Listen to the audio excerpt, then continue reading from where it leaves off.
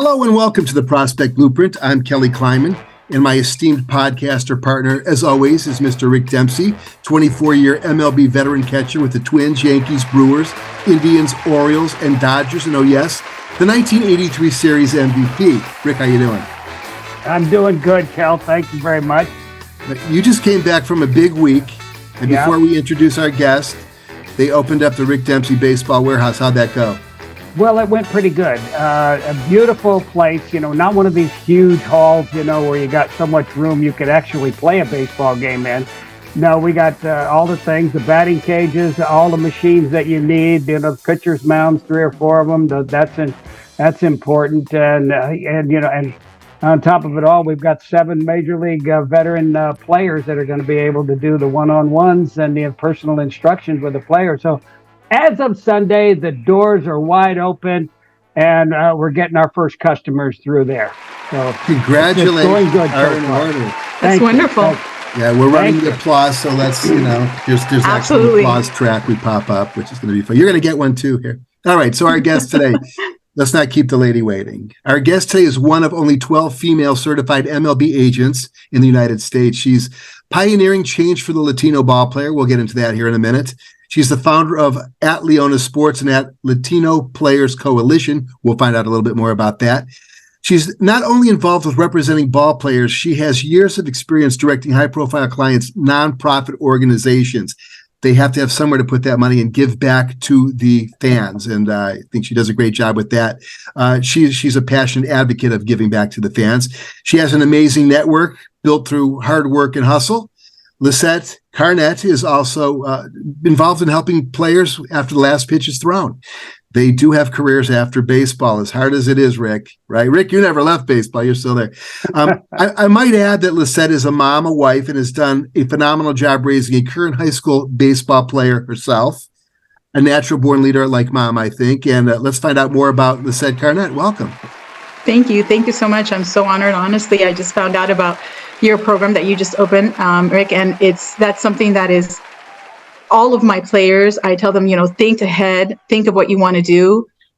This is not, it's not over after you've thrown after the last pitch is thrown, and it's absolutely wonderful that you're doing that. This is so, and you're probably opening up a lot of opportunities for a lot of players after they retire. So thank you so much for that opportunity for the players that you're doing and everything that you're doing, also for the people who are going to be joining your programs. Yeah, a lot of people, who are just now tasting the big leagues, maybe in AA or AAA, they really need to work a lot more. So at least they have this opportunity to spend some time with some major league players that have actually esteemed themselves by playing so good at the major league level. So, I look forward to those guys at the end of the season come filtering through, and you have a chance to work with them. And like you said, we got to get this game back on track and get rid of this analytical stuff, But anyway.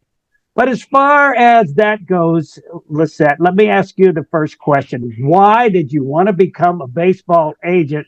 It looks like you could have been doing a whole lot of things, maybe in Hollywood or modeling or something like that. No, thank you. But you chose this. Why? Not myself. Actually, there's a lot that goes to that. I was for many years the executive director of Yasiel Puig's Foundation. And that's really how I started getting more into the baseball world, because, prior to that, I did a lot of other things that were networking within nonprofit in the nonprofit world. But my first real, experience with baseball and with baseball players was through Yasiel Puig. And when he hired me as his executive director for the foundation, the Wild Horse Children's Foundation, that was named, his moniker it was named by we know who, right? And so he, after he hired me, I speak Yasiel's dialect. So I speak Spanish, but it's also a special dialect in Cuba that is not understood by many. And when we were, going to different places, I was with them for, over 3 years, working directly with his agents, right? That were really big agents, Wasserman and Beverly Hills Sports Council. And they ended up started taking me to, their meetings, and to more and more of their meetings. I wouldn't miss any of their meetings. I wouldn't miss some of the meetings that they would have with some of the organizations. So whenever, especially after he stopped playing with the Dodgers, they, when he was a free agent, I was seeing myself in meetings with, Tampa, with, the Giants. I was seeing myself in meetings with, several organizations. And I ended up, as obviously as a Cuban mom, I speak a lot. So I ended up doing all of the talking. I would just, translate to Yasiel, and I would sort of cut out the agent. I didn't wait for them to talk.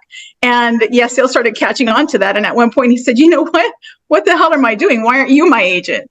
And he said, I really want you to be my agent. I mean, you're really doing the job that I really want you to be doing, and see what you need to do. So after I turned 50, I actually, I became a certified agent. It was really for Yasiel. And then I realized that there was a niche in the Latino community, and what was needed with a lot of the Latino players. There's a really big there's assimilation that needs to occur, right? When you're an MLB player that comes from another country, especially a Latino country, and that assimilation are the cultures, all of the nuances that come along with being, a Latino. And all of a sudden trying to assimilate, and not only with baseball, because baseball is a little different in other countries, right? Just a tad different. And so not only in the baseball world, but Rob, obviously. Uh-oh. We had a freeze. Can you see me, Rick? Yeah. Unbelievable. This does happen from time to time. So this Wi-Fi thing. We got to get her back. Yeah, I might have to. Hopefully she'll remember where she was. That's, Yeah. I'm texting you right now. You're going to text to her? Yeah, so she could get off and get back on again. Yeah. So it's only happened to us a few times, right? I mean. No, I know. Yeah, she'll come back on now. There you go. I lost you. Welcome back. Can you hear me? Yeah. It looks like there's a lag. A little lag. Are we okay? A little bit of lag. Do you want me to wait? No. Are we good now? Okay. Go now. Yeah. Yeah, you were talking again, about Tell a piece it together. Right. And so regarding the Latino assimilation with American culture, there was a big hole. And I realized that, a lot of these players, they needed a little bit of different representation. And again, the maternal instinct kicks in. There's certain things that, I like to do, just like I raise my children, right?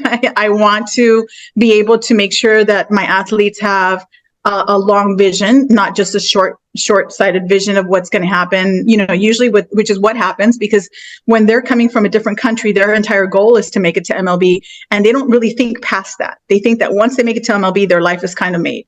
They're not thinking about retirement. They're not thinking about, putting money away. They're not thinking about any of that. They're thinking that their entire goal is just making it to MLB, and then they don't see past that.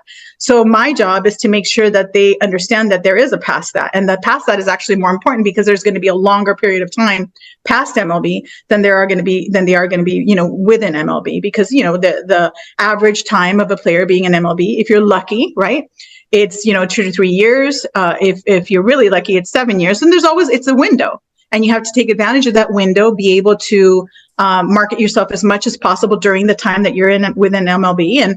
And then afterwards, you have to sort of, direct yourself to what your passion is and what you want to. Most of these boys don't think past. That is their passion. Baseball is their passion. So then I try and help them think through, okay, well, if that's your passion, what do you like? Do you like to communicate? Would you like to be a coach? Do you want, do you want to still stay within the organizations that you're working with? Do you want to go and coach in another country? What is it that you're thinking about doing after? And that's something that we, gosh darn it. Yeah.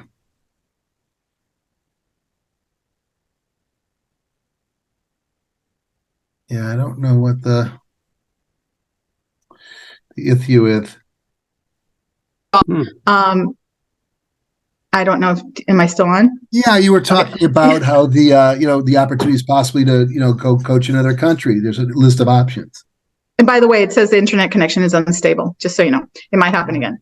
Yeah. So with Yasiel Puig, there was a lot of things that I noticed with him because I was able to get to know him through his charitable foundation. I had his guard was down with me. He didn't, this wasn't about baseball. This was about his passion. This was about, helping children that were, within the community that were of underprivileged backgrounds. And just much like he understood that coming from Cuba, coming from a place where he only had one pair of shoes, right? And he had to play with that pair of shoes, and he had to go to school with that pair of shoes. He didn't have his own glove until he was 16 years old. So we're talking about somebody who really understood that part, and so his guard was down when he spoke of his charitable foundation, and I got to know him that way. And because I got to know him, I got to realize, oh my gosh, there's a bunch of things that no one has realized about this man. Yeah. He hasn't been treated for, PTSD. He was kidnapped when he left Cuba. He was held for ransom. He had a really, terrible time of, right before he became a star right away. So people sort of just, focused on that stardom, and they didn't realize, and they didn't really put much mind to what happened. I mean, you get a divorce here in America and you go to therapy, right? but he never went to therapy. He never, helped himself. And I think that that's something that's really important for athletes, and especially in this day and age, is to help themselves with their mental health. And so that's one of the things that I noticed. And the other thing that I noticed is that, I have a child that has, some learning disabilities. And I realized, Yasiel had something that was very close to what I thought it was ADHD. And I ended up taking him to MLB doctors, and they did confirm the ADHD. So all of these things, if they would have been treated at the time that Yasiel came, I think that Yasiel would still be in MLB right now. So that's why he obviously says, I really wish that you would have been my agent in the beginning. It would have been a different story, maybe. Well, so I applaud your courage in a business where usually it's dominated by men, but now things are starting to change a little bit. I mean, do you run into a lot of different challenges being a female in that business, and especially in the Latin countries? Wow. I feel like you've seen a little part of me. Yes, I played 7 years in the Latin companies and countries, and I know that there are just some differences. So yeah, challenges on the Latin country. Just where do I start? I have had a lot of difficulty, especially in Latin countries, where I'm sure, I don't know, Rick, how much you know about that, but the agents don't even really exist in Latin countries, right? They go directly to the player. A lot of the organizations, they deal directly with the player, and it's easier for them to control, what the player does, obviously the contracts, and the players are not used to the business end of the contract. So getting organizations outside of the United States used to having an agent sort of stick their nose and navigate the player and advocate for the player's rights is something that they're not used to. And then when you add to the mix that I'm a female, in a very male dominated, if it's male dominated here in the United States, you can imagine in other countries where, the female really in a lot of the countries still doesn't have that voice. It's been hard on them, let's just say, because, one of my things is, they call me the lion. And there's a reason why they call me the lion. My roar is loud and my bite is even louder. And I know exactly, I'm old. And so after a certain age, you don't really give, what somebody's saying. And I'm very, I'm very certain of my abilities, and I know I'm very certain of my players' abilities, and I know what I'm talking about when I talk to them. Yeah. So it's, I don't fall asleep easy on them. And so, and everybody has a boss, and everybody forgets that. Right. And so I know everybody's boss, even bosses have bosses. And so, eventually, I always hit a nerve. But I'm very proud to say that each one of my players, and I've gotten the top in all of Latin America actually now, Colombia, Venezuela, Santo Domingo, which is the Dominican Republic, and in Mexico, I have gotten the highest salaries on contracts. So I'm very proud of that. And then, if the players know that if they're my player, they're going to be getting the very top salary that they possibly can for their position and for their comps. So, I've hit a lot of record deals internationally. And then aside from that, there's always the matter of rules outside of the organization, right? What their rules are different. And they change, just like they might change here every so often. They change in internationally as well. And so I have to be on top of those rules. I have to make sure that I know what's happening and that my players know what's happening, because for the benefit of my players. And it's very different. So yes, I run into a lot of issues. I actually brought a very one of my players that I'm very proud of, Alemão Hernandez, who I was able to bring him from Mexico to the United States this year, and he went from single A to double A to triple A this season. So he'll be starting in triple A. Hopefully, I think he's going to be knocking on MLB's doors next year. And lefty pitcher, very proud of him, and that negotiation was very difficult, because they did not want to release him from Mexico to come and play over here. So I had to, pull a lot of stops to make that happen. And I was able to do so. At one point, their agreement with him, they actually told him, we will let you go if she's no longer your agent. That actually happened. And, obviously I had to get the league involved, and then they're like, oh my gosh, how is this team doing this? So there's a lot of things that happen that are just, unfathomable, that would never happen here in the United States. But at the end of the day, does it happen here in the United States behind closed doors? I'm not sure. For the most part, I've had really good relationships with the organizations and the teams, a lot of respect from the GMs that I speak to, and baseball ops and the executive front offices. I've had nothing but really good relationships with them. But the fact of the matter is, I am female, and this is a boys' sport. And most of the time they're like, well, you don't play baseball. You didn't play baseball. What do you know? That has nothing to do with the fact that I could really, I could work a contract backwards and forwards. And that has nothing to do with the fact that I know how to represent my players. And that's been a lot of what I've dealt with. I actually I had an issue, and I don't know how much you guys follow international baseball, but right now for Winter League, I have an MLB player, Dairon Blanco, and he's with Kansas City Royals.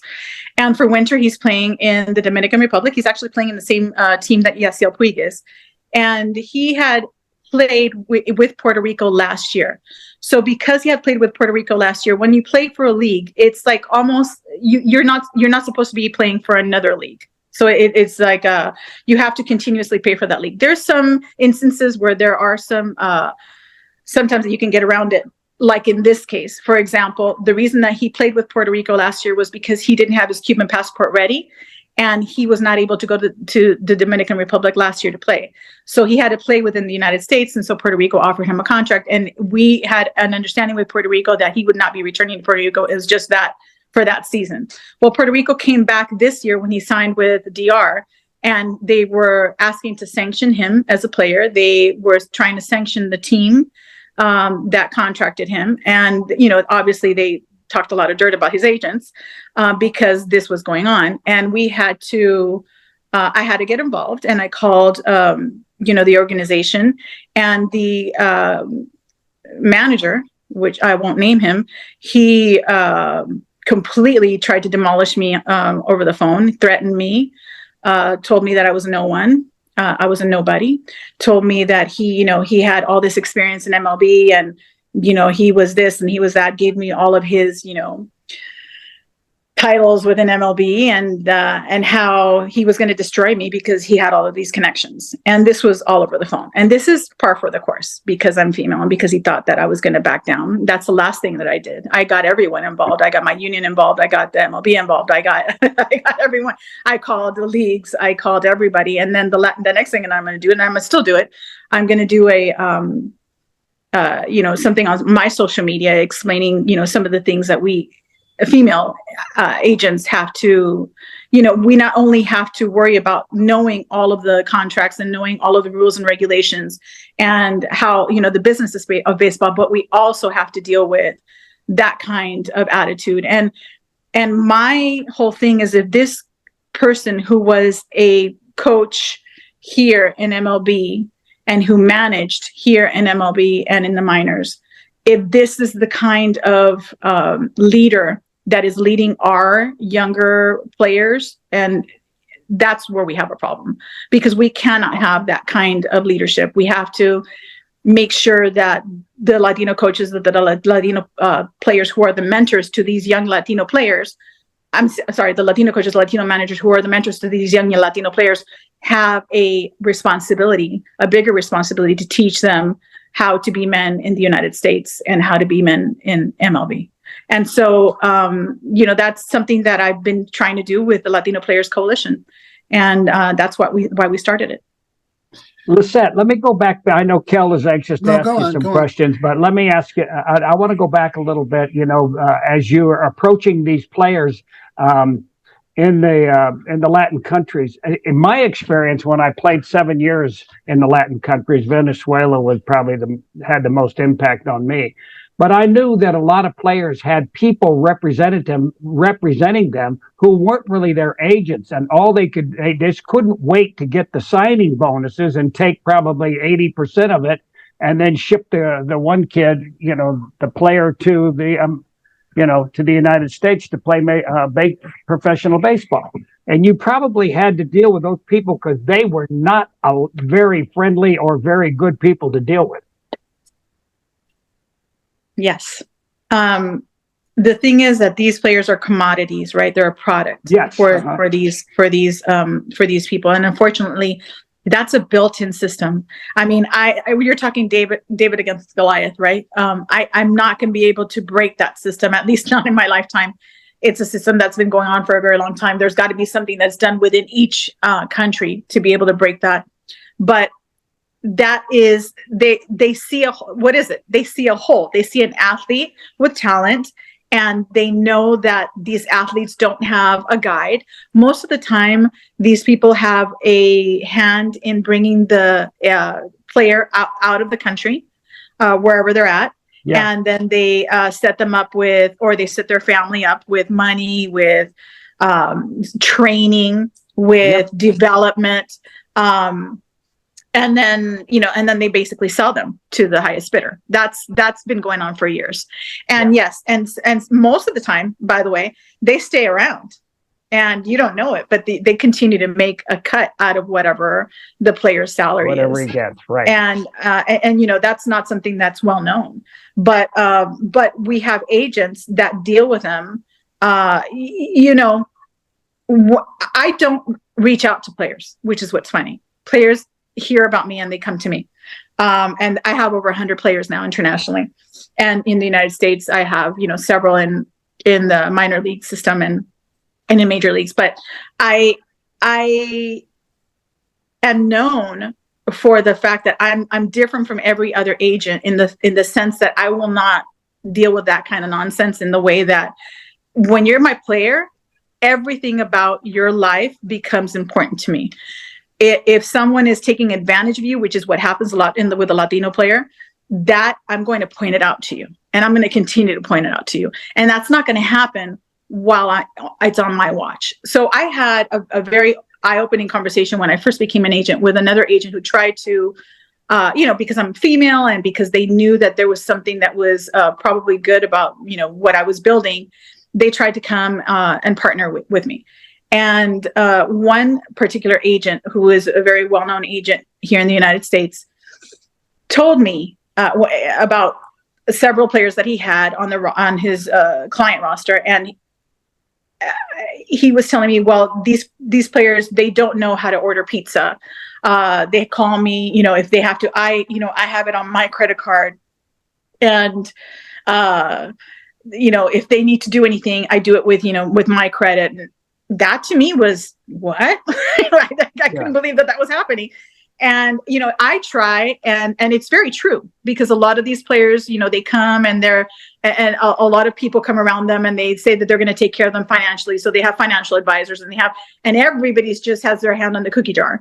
And a lot of these players don't have somebody on their side really watching out for their bottom line and for their best interests. And he actually and I said, no, if you come with me, that those players first of all, they need to have their own credit cards. That's number one. Number two is they need to learn how to order their own pizzas, and they need to learn why, because, it's like giving a child, a budget, right? And, when they're growing up, this is how much you spend. If you overspend, hey, you don't have anything to eat tomorrow. So that's something that's really important to teach the players. And that's something that I truly advocate for. And he told me his response to that was, no, this is not going to work, because you're supposed to leave the blind. And that was actually his response to me. Obviously, that was not a good fit for Leona Sports, so we didn't continue. But that is a lot of the thoughts that are around some of the agents that are around Latino players. You leave the blind, and you don't help them out. And that's what I'm totally trying to change. Doesn't surprise me at all. I mean, isn't that politics? Isn't that what George Carlin talked about? Just keep the masses dumb, keep your clients dumb. That's very ominous, to be perfectly honest with you. I don't like that practice at all. But I have a question. It's directly related to you being a mom, and I don't know how the heck you balance out being a mom to a fine young son. Yes, you have a couple sons? I have one son, AJ. He's 17, and he's in Notre Dame right now. AJ? Yeah. As you mentioned something about a learning disability. Well, I got to say that I was very impressed with him. And no one would know that, because the kid's personality was. No. Let me make it clear. No, AJ is actually a 3.8 student. No, he's not. He's not the one with the learning disability. It's one of my other daughters. I have 3 daughters. Oh, I see. Okay. And a son. And so AJ's he's incredible. He's a scholarship. He's athlete, and he's just amazing. He surprises me. My son is an incredible leader. He sits down, I ask him, how what is that you're thinking? He's a pitcher, right? He's a two-way player, but he's a lefty. And he tells me, what, Mom, I sit down, I see what the athlete that's in front of me, what he's doing, how he's, what his stance is, what's going on with him. I study them. So he really brings this mentality into baseball. It's just mind blowing. And I'm so proud of that. And I was talking to Rick, we really need to get away from the analytics of baseball and just let the player really learn the love of the baseball, right? And be able to bring that passion onto the field again, which I think that's what's really missing from baseball today. And so, hearing my son and seeing how smart he is and how he brings that attitude towards, they call him captain. They've been calling him captain since he was 5. So there's a reason, he's a natural leader, and he's a natural leader because he brings out the best in his teammates. And that's something that's super important. And, and to win games, you have to have that team attitude. You have to have that, this is a part of a team, and we are all doing the best for each other. And I think that's super important. And I love watching my son become a man. Yeah, he's a great kid. We had him in Japan, and that's where I met your husband, Rick, and we had some great conversations. It was just so much fun watching him play, and you know what? More than anything, interact with the other players. I mean, he did very well on the diamond, but he interacted so well because everyone was a stranger to him. You look at him, 17. Wait a minute, you're not 23 or 24. His maturity level is off the charts. Okay, let's get into the day in the life of a female certified MLB agent, because it's got to be busy. Is the busiest time of the year, which sounds like it's every day with you, but would it be the winter meetings? No, it's every day, especially for me, because I do have a really big international roster. So, just when USA is winding down, then I'm winding up with winter leagues. So it never really stops. And then I also deal with, and my day is really 24 hours, because at any time I could be speaking to Japan or Korea. Korea is 17 hours ahead from where I live in Los Angeles. So it just really depends on any day is a full day, and a day in the life, it could run from, athletes, like, for example, right now, there were some checks coming out from the lawsuit that the minor leagues, in the minor league system, for the players, so that my players are not all of them have received their checks and their payments from that lawsuit. So, I'm going back and I'm talking to them about that, and what needs to be done, and about them making sure that they get their payments.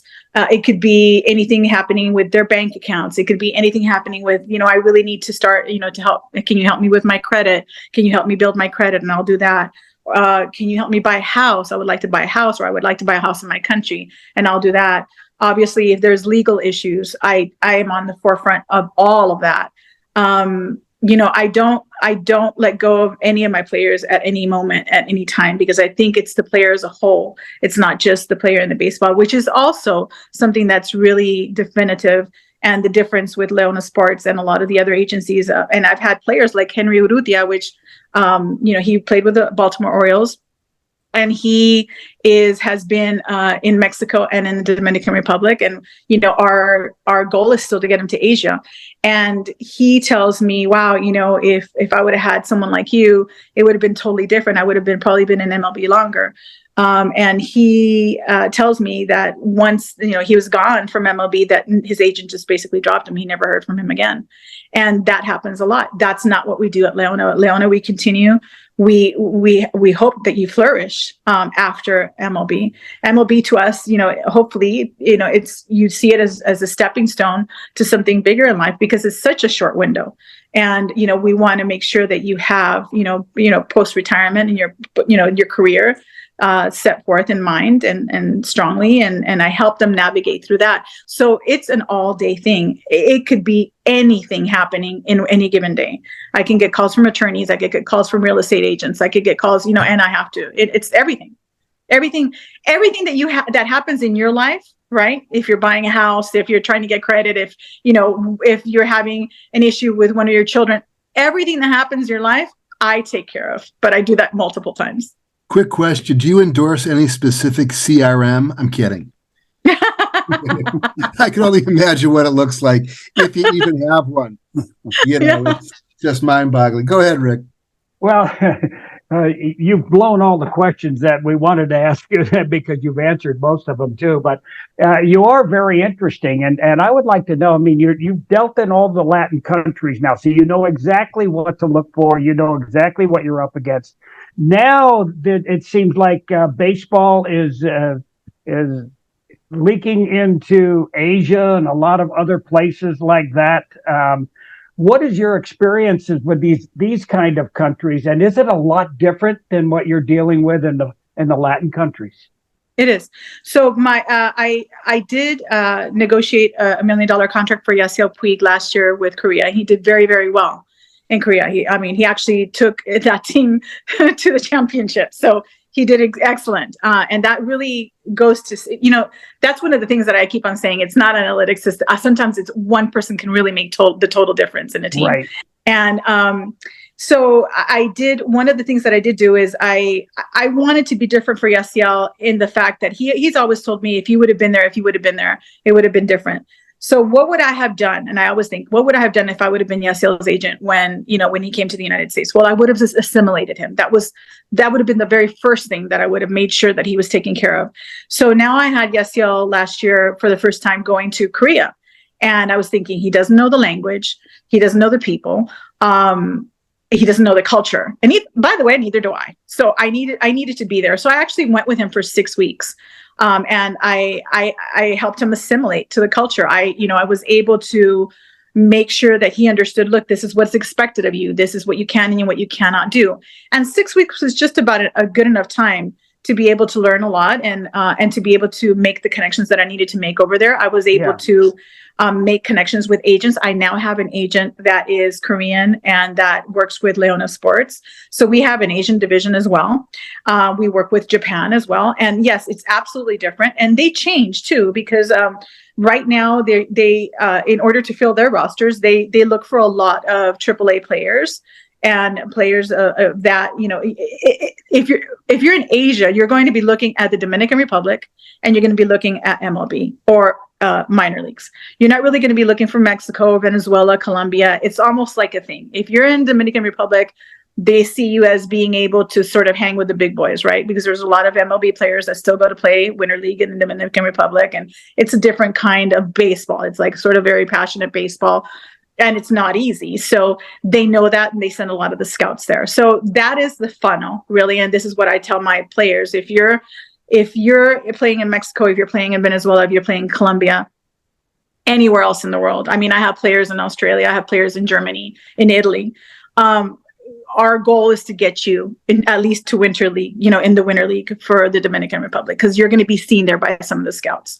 So it's a whole different formula.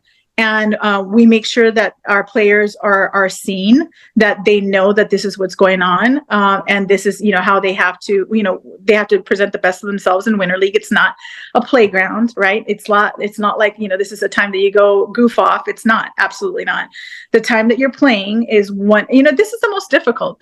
These boys, are what, they come in at 17, 18, 19, 20 years old. Their brains aren't even totally developed yet, right?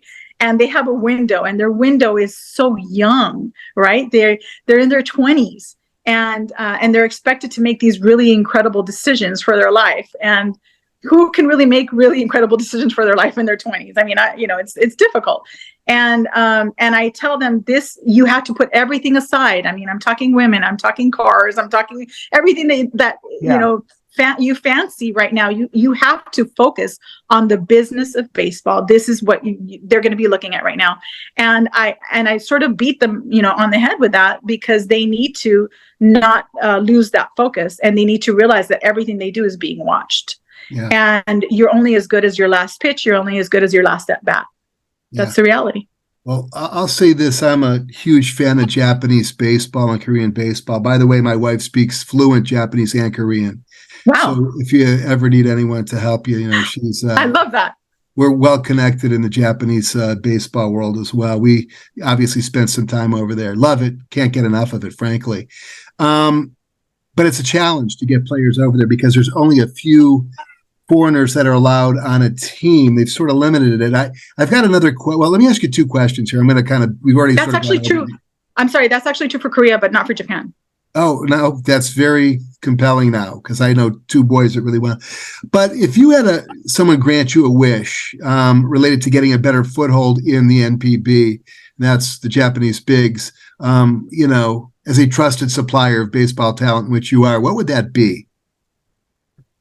If I had a wish for, I'm sorry, I didn't understand. To get a better toehold over there, because that when you're talking about the male-dominated sport bureaucracy, well, it doesn't get any more than in Japan. Right. Well, for that reason, I'm capable enough to know that within my team, I have scouts. Like, for example, I have Latino male scouts that help me with Venezuela, with Colombia, and I sort of send them out to do a lot of the work.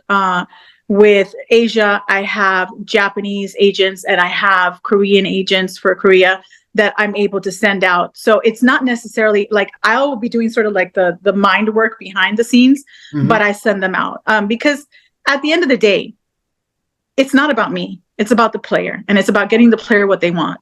And whatever we need to do to make that happen, that's what we do. So if there's ever a moment where I have to step in, I'll step in like I did with Puerto Rico. But if there's ever a moment that I have to step down and and allow, another agent that happens to, either speak their language, or I'm very capable of doing that as well. So I really don't have I'm not like at a lack for a stronghold. I feel that I'm in a very good position, especially for internationally with Japan and Korea. I have a name there. There are agents, and there's a very famous female agent in Korea already that has a lot of really good players. So it's not about, it's about prestige, right? A lot of it is about prestige. The culture is a lot of respect. And I think that they know that I respect the baseball. I respect their organization.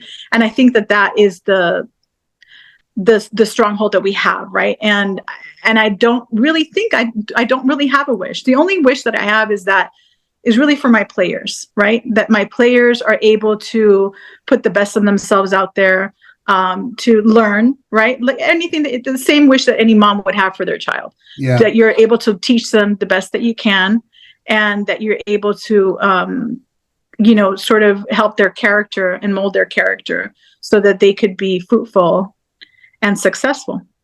Here's part 2 of that question, Rick. Then you're up. What about a global baseball league? Do you think that there's an opportunity? I certainly think there's players. Do you think it's time that there's an international baseball league that really represents countries with proper talent? Because there's a lot of guys out there who could be playing MLB. I watch these playoffs. Rick and I watch the catchers, and we just what's happened to the position, and we see just a lot of striking out, a lot of guys just going for the fences. It's a home run derby. And then you take a look at the Japanese and the Korean, mostly the Japanese, and you see some scrappy ass players, and you see that enthusiasm because that's their life. It's so much more enthusiastic than here. An example of it is 50 million Japanese watched them win the World Baseball Classic championships, and only 5 million in the United States watched. What are your thoughts on that? Well, with that, I was going to say I had several players in the WBC, and they did extremely well, and it was fun. I mean, I went to a couple of the games, and it was really amazing. I mean, just you could feel. I mean, it was just different. And by the way, I went to one in Arizona when it was Mexico, and so I was like, oh, you know what? You could just feel it was different. It was different. It was, I couldn't believe it. It was just like, it was exciting to be there. It was not like a normal game.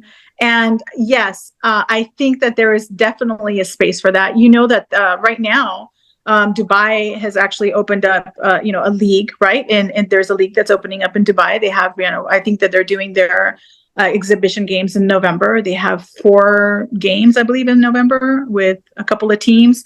And then they have, a bigger season next year.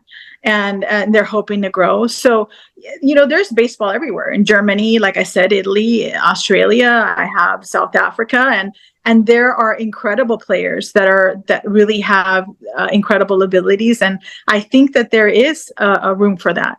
And I think that would maybe strike a chord with a lot of baseball fans here in America. And once you witness that, once you're a part of being in one of those games, you sort of salivate for that. You want to do it again. Yeah. And it's a different kind of baseball. I mean, I saw like even the United States was playing different, right? It was just because they knew, like, it was their first time. They had their friends playing for a different country, right, against them. So it was just a different vibe. Yeah. And I think that there is room for that. And I think that there's a need for that. There's absolutely a need for that. Rick, and I think Rick would be an unbelievable manager for the Beijing Bombers, or anywhere. I'm putting Rick's unbelievable. I'm just saying I think he should be a manager for one of those teams, even if it's a short season. But with that said, now AJ experienced the Japanese thing. Have you seen any games in Japan? Yes, I have. Of course, yeah. Yes. They're unbelievable. It's unbelievable. And well, I'll let you go, Rick. Go ahead. I'll talk to you up there. I don't know. I mean, you're all over the place, Lisette. It just seems like you are in a positive way, by the way. Oh yeah, absolutely. She's amazing. I mean, she's taking care of every single player that she has, and now she's got over 100. And now she's starting to spread. Lisette, you're spreading into these other countries, Asia, Arabia. I mean, it's mind blowing because I would love an opportunity to go over there and teach baseball and show these guys, how to really play the game. I can help you do that. Yeah, we're gonna have we'll get your number we'll before have a conference it's over call. with because I think that's a necessity because when everybody at the major league level doesn't really want you around, it's not because I'm not a nice person. When you know a lot about the game, 8 divisional championships and 3 World Series and all sorts of MVPs and all that kind of stuff, I know the game from a catcher's point of view, and what's missing is that you hit the nail on the head.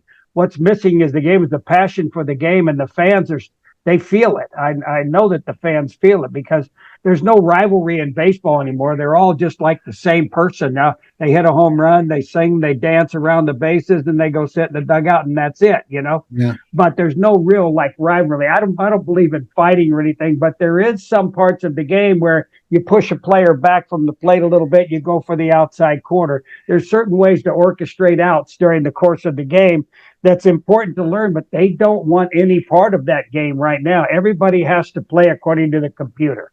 We say analytics, but it's the computer gives the manager the lineup card before the day's over. It also tells them exactly what they should do during the course of the game. I mean, the Dodgers lost the World Series doing that stuff. The Dodgers won a World Series, and Tampa Bay lost the World Series by taking the best pitcher in the game out after 5 1/3 innings. He struck out every player on the Dodgers team 2 times, and if they lose that game, it's all over with. You'd have to fire me to take him out of the game.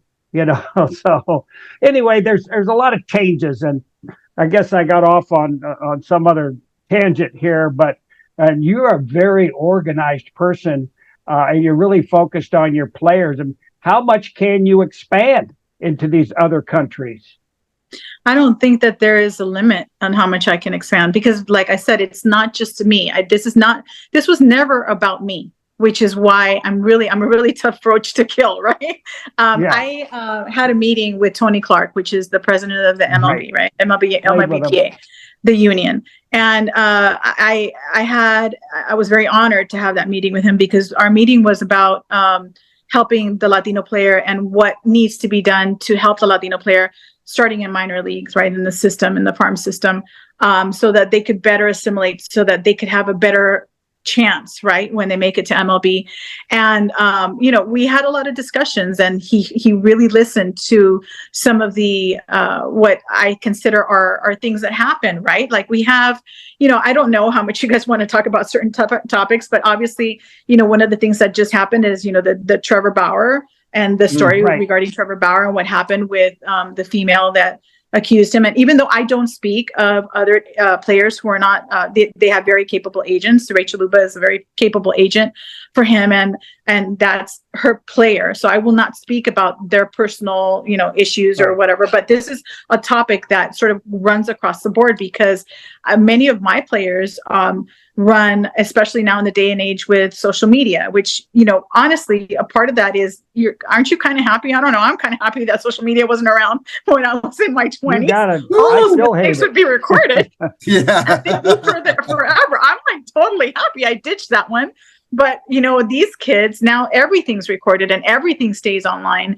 And a lot of my players, believe it or not, especially the Latino players, they are extorted via social media. Yeah. And they have, people that say, if you don't give me a certain amount of money, I'm going to go public and I'm going to, share this, or do that, or say this, or say that you did this to me.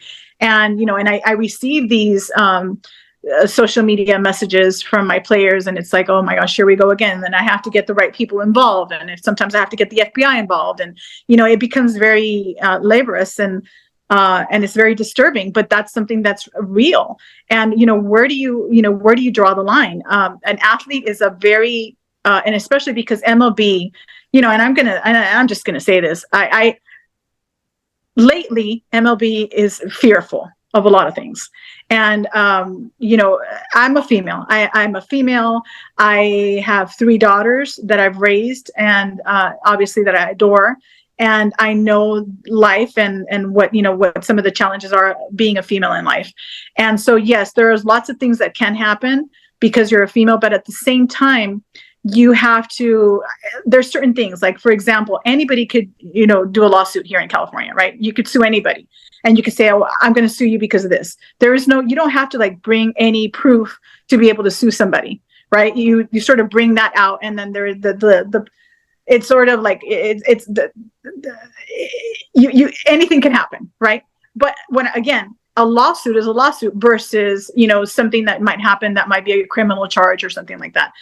there's a difference. But now, even if somebody says, oh, even if there's a rumor, then there's an issue for the player. So I think the players are very vulnerable, especially the athletes, and especially the Latino athlete who doesn't understand.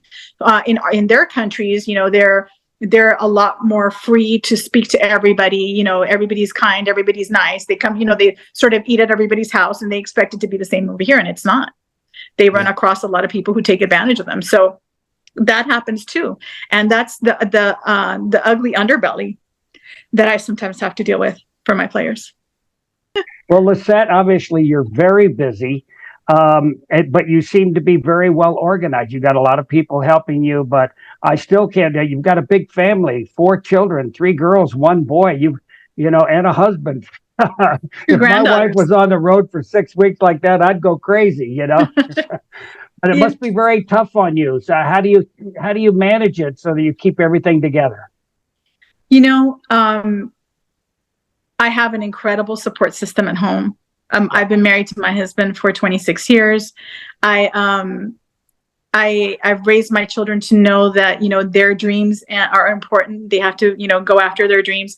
And so they know that this is mama's dream, right? They know that I before I go, I need to leave a certain amount of footprints, and they know I'm working on those footprints, and they help me to leave those footprints. So I think that, having a strong relationship, making sure that when I am here, they get my undivided attention.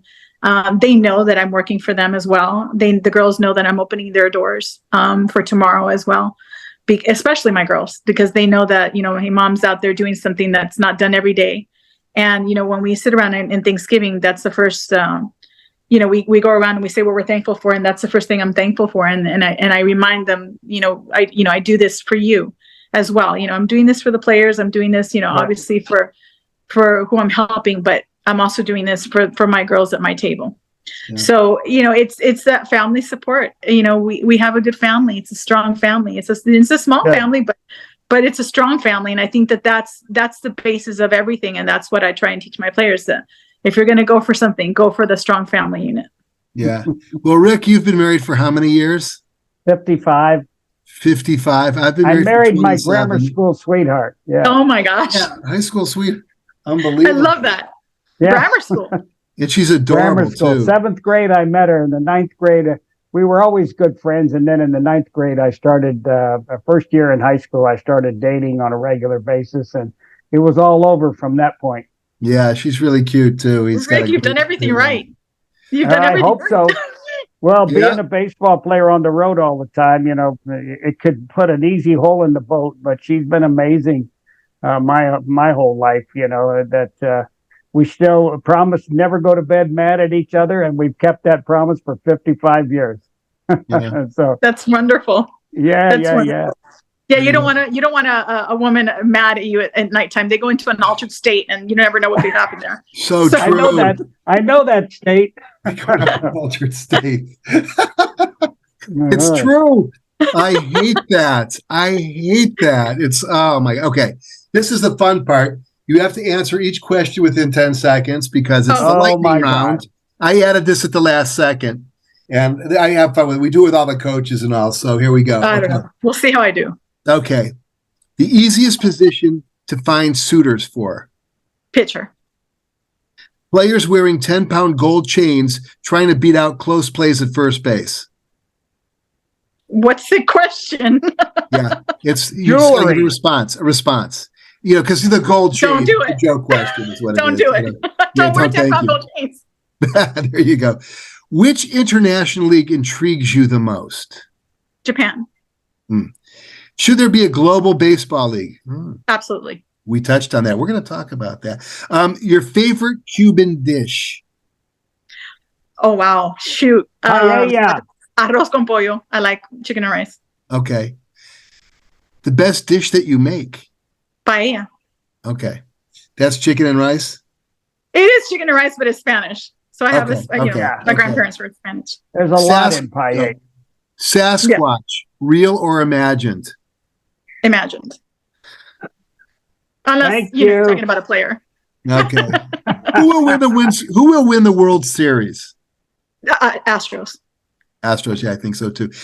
Well, Lisette Carnet, you are an amazing woman, terrific mother and wife, and one heck of a businesswoman. We appreciate your efforts to keep players on their field of dreams for as long as possible. Rick, any final words? No, I mean, I love the approach to baseball.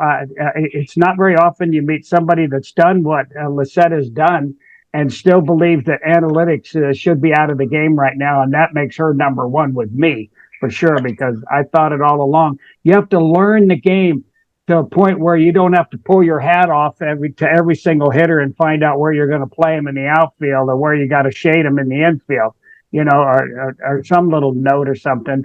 You should know the game backwards and forwards by the time you've played a couple of years in there. And, late in the game, the one thing about analytics is that the computer doesn't know game situation, because in game situations, from my experience, you might tell that the biggest hitter in their lineup is coming up, and I might say, okay, I want to give him a base hit before I give him a home run, so I'm going to throw him a fastball down and away and let him hit a ground ball for a base hit, because all he did is set up the double play.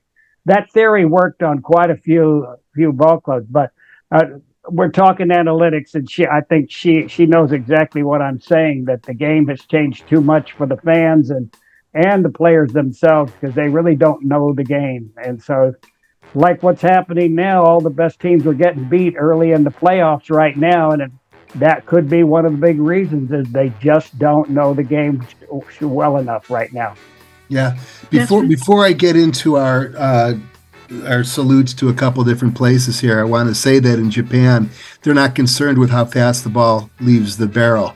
They don't give a damn about exit velo. When we played, and AJ will vouch for this, they're just trying to slap the ball where it's green, slap the ball over the second baseman, slap the ball over the shortstop or third baseman.